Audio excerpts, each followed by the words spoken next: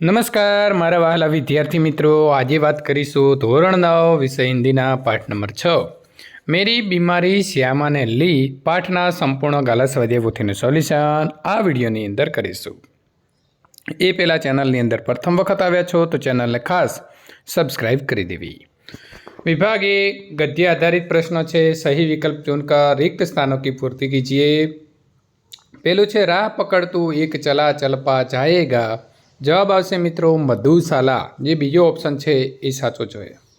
Number 2, doctor ने बच्चन जी को तपेदिक की बीमारी बताई। नंबर 3, बच्चन जी को चुनौतियों से बल मिलता था। नंबर 4, बीमारी में लेखक को कर्ज चुकाने की चिंता खाया जा रही थी। पैसे नहीं है तो जाओ मरो, घबराओ नहीं, हम घर बेचकर तुम्हारा इलाज करूँगा। प्रश्न नंबर 2, सही विकल्प चुनकर निम्नलिखित विधान पूर्ण कीजिए। बच्चन जी तेज बुखार में लेखन का अधिक काम करते थे क्योंकि बुखार के ताप में उनकी अनुभूतियाँ और कल्पनाएं अधिक क्रियाशील बन जाती थी। नंबर 2, बच्चन जी को डॉक्टर का नसूखा मौत का परवाना लगा क्योंकि उससे उन्हें अपनी बीमारी की भयंकरता का अनुभव हुआ।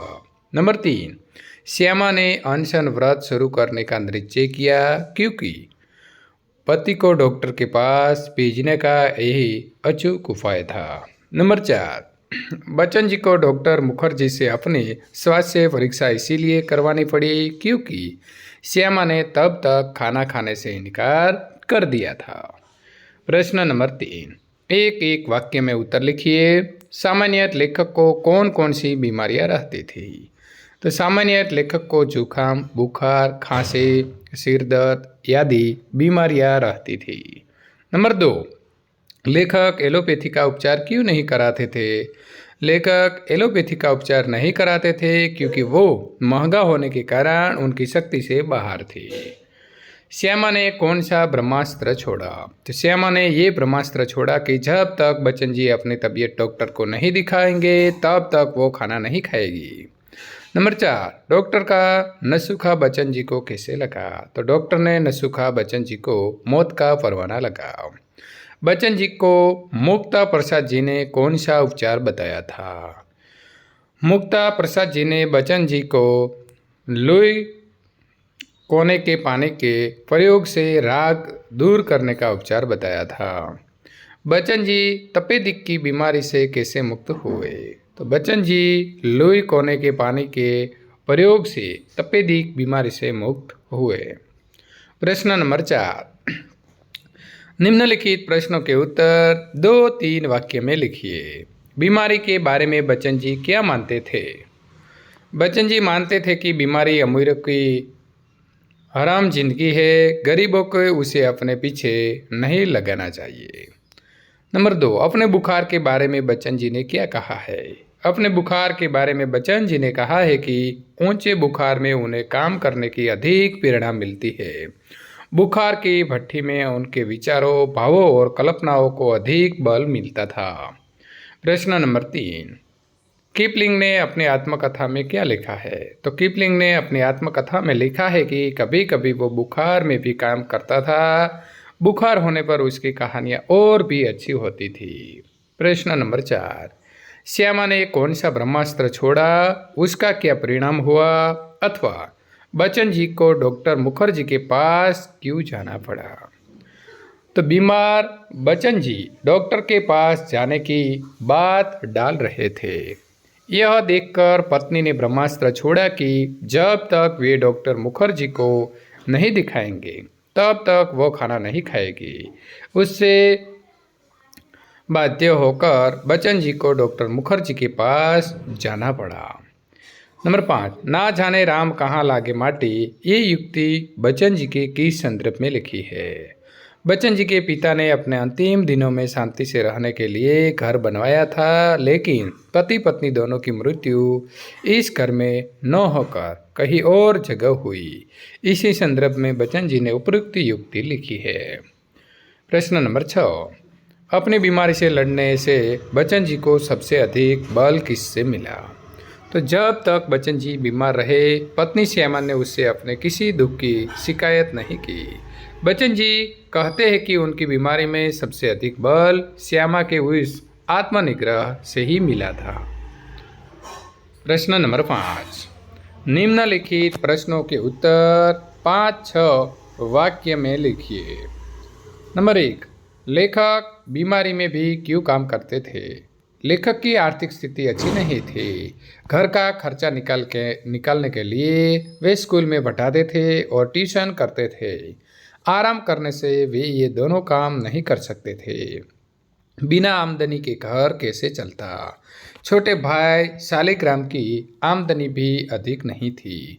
महंगी दवाएं भी उनके लिए सिरदर्द थी। इसीलिए मजबूरी में बच्चन जी बीमारी में भी काम करते थे। प्रश्न नंबर 2, बच्चन जी को मरने से जीना क्यों कठिन लगा? क्षय की बीमारी ने बच्चन जी को गहरी चिंता में डाल दिया था। डॉक्टर ने उन्हें दवाओं को सेवन के साथ साथ चिंता मुक्त होकर आराम करने की सलाह दी थी।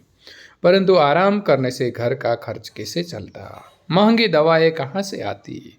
सिर पर चढ़े कर्ज की अदायगी कैसे होती? छोटे भाई का अपर्याप्त आमदनी से निर्वाह होने वाले नहीं था। इन सारी चिंताओं के कारण बच्चन जी को मरने की अपेक्षा जीना कठिन लगा। प्रश्न नंबर 3, लेखक की बीमारी सुनकर श्यामा कांपकर तुरंत क्यों संभल गई? डॉक्टर मुखर्जी ने बच्चन जी को तपोदिक क्षय की बीमारी बताई थी। पत्नी श्यामा ने सुना था कि वे कांप उठी। उन्होंने पल भर में अनुभव कर लिया कि उनका कांपना बच्चन जी सहन नहीं कर पाएंगे। पति की संवेदनशीलता से वे भली भांति परिचित थी। वे उन्हें अपनी चिंता से अवगत नहीं कराना चाहती थी, इसीलिए वे तुरंत संभल गई। प्रश्न नंबर 4, लेखक को ऐसा क्यों लगा कि उन्हें श्यामा के लिए जीने का संघर्ष करना चाहिए? बीमारी में लेखक को कर्ज चुकाने की चिंता खाए जा रही थी। उन्होंने अपने आप को मरने के लिए छोड़ दिया था, लेकिन तभी उन्हें श्यामा का ख्याल आया। उन्होंने सोचा कि उन्होंने श्यामा के लिए तो कुछ किया ही नहीं, इसके लिए करने लायक उनकी स्थिति ही नहीं थी। अब यदि अपने कर्ज का भार भी उस पर छोड़ा जाए तो उनके जैसा अधन्य अपराधी कौन होगा? ये सोचकर उन्हें लगा कि उन्हें श्यामा के लिए जीने का संघर्ष करना चाहिए। बच्चन जी की पारिवारिक आर्थिक विपन्नता के बारे में अपने विचार प्रकट कीजिए। पत्नी श्यामा के साथ हरिवंशराय बच्चन जी का जीवन अत्यंत संघर्षमय रहा। आपके ढोज साधनों से वे वंचित थे। वे स्कूल में पढ़ाते थे, ट्यूशन करते थे और अपनी किताबों से भी कुछ पैसा मिले जाते थे। फिर भी खर्च पूरा नहीं हो पाता था। छोटे भाई शालिग्राम का वेतन बहुत कम था। बच्चन जी की बीमारी के बाद तो स्थिति और भी चिंताजनक हो गई। महंगी दवाएं खरीदना मुश्किल हो गया। पिता ने घर बेचकर पुत्र का इलाज कराने की बात की।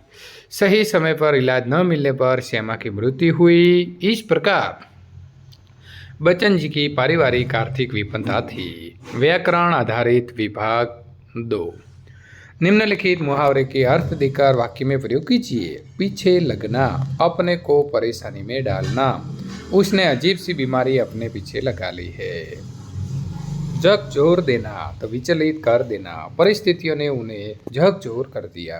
झटका देना, तो परासा करके कमजोर कर देना।